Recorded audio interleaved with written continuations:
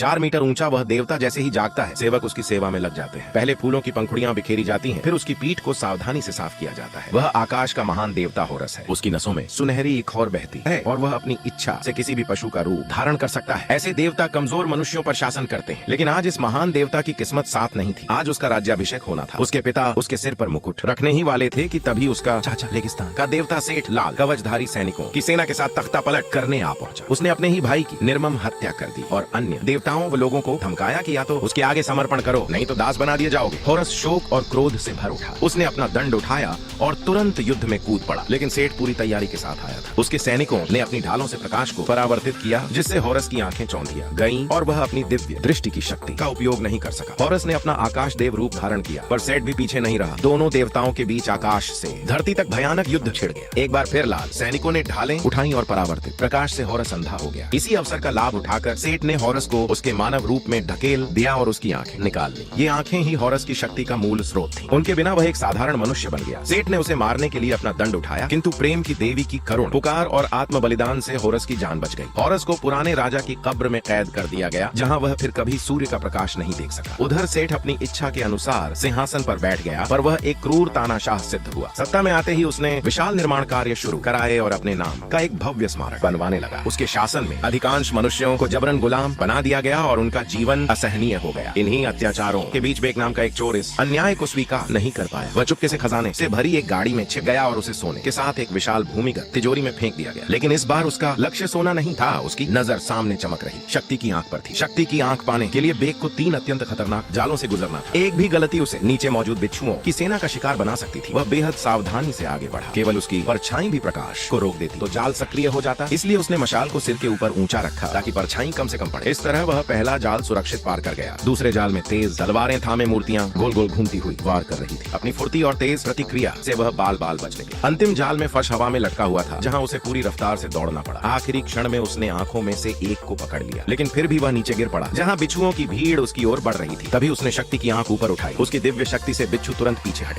गए। वह दिव्य आंख लेकर अपनी प्रेमिका से मिला, लेकिन अनजाने में वे एक घात में फंस गए। उसने आंख को ऊंचा उठाया, जिससे आसपास के सैनिक अंधे हो गए। इसी अवसर का लाभ उठाकर वह अपनी प्रेमिका के साथ रथ में भाग निकला, मगर भागते समय उसकी प्रेमिका तीर से घायल हो गई। तब यह सच सामने आया कि बेक और उसकी प्रेमिका ने मिलकर शक्ति की आंख चुराने की योजना बनाई थी, ताकि होरस अपनी दिव्य शक्ति पुनः प्राप्त कर सके और सेठ के अत्याचारी शासन को उखाड़ फेंके। यही एकमात्र रास्ता था जिससे वे अपनी आजादी वापस पा सकते थे।